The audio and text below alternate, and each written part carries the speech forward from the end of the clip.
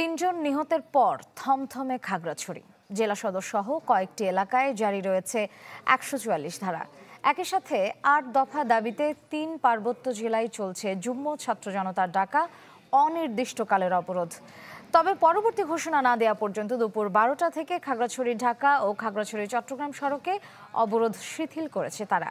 গত মঙ্গলবার এক স্কুল ছাত্রীকে দলবদ্ধ ধর্ষণের ঘটনার পর থেকেই বিচারের দাবিতে আন্দোলন চালিয়ে আসছিল যুগ্ম ছাত্র জনতা। এর জেরে গুইমারায় সংঘর্ষে নিহত হয়েছেন ৩ পাহাড়ি, আহত হন এক মেজর সহ সেনা ও পুলিশের ১৬ সদস্য। আগুন দেয়া হয় বাড়িঘরে।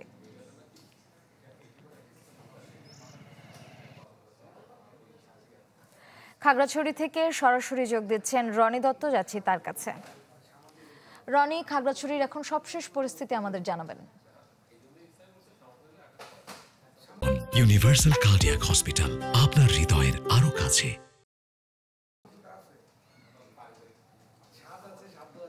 শ্রেয়া, যে আজকের যে পরিস্থিতি সেটা গত ২ দিনের চেয়ে কিছুটা উন্নত হয়েছে বলে আমরা দেখতে পাচ্ছি। বিশেষ করে আমরা দেখেছি ১৪৪ ধারা যখন জারি করা হয়েছে বা জারি ছিল খাগড়াছড়ি সদরে, সেই সদরে আজকে কিছুটা মানুষ জন তারা বেরিয়েছে নিত্য প্রয়োজনীয় কাজে। এবং আমরা এখন আছি মাটিরাঙ্গাতে। মাটিরাঙ্গাও আমরা দেখছি কিছুটা গাড়ি যানবাহন আপনি দেখতে পাচ্ছেন। মাটিরাঙ্গা সড়কেও যানবাহন চলাচলটাও কিছুটা যানবাহন চলাচল করছে হালকা করে। এবং আরেকটি বিষয় আপনি একটু জানিয়ে দিই, আজকে যারা যুগ্ম ছাত্র জনতা যারা এখানে অবরোধ করছে তারা যেটি বলেছেন যে ১২টা থেকে তারা একটি ঘোষণা দিয়েছেন সামাজিক যোগাযোগ মাধ্যমে।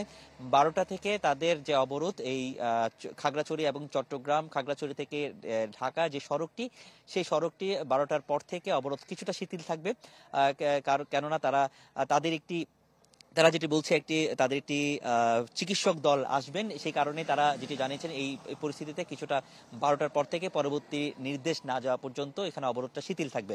তো এই সময়টুকুতে আসলে যারা পর্যটকরা আটকা পড়েছেন বিভিন্ন জায়গায় খাগড়াছড়ি সহ সাজেকে, তো এরা আসলে চাচ্ছেন যে যাতে যত দ্রুত সম্ভব এখান থেকে যাতে এই খাগড়াছড়ি থেকে ফিরতে পারেন। এবং আমরা দেখেছি যে সদরেও নানা গাড়িতে করে শান্তি পরিবহন থেকে শুরু করে নানা যেসব পরিবহন আছে তারাও কিন্তু বাস কাউন্টারগুলোতেও মানুষের ভিড় সেখানে বেড়েছে, তারাও কিন্তু এখান থেকে বের হয়ে যাওয়ার চেষ্টা করছেন।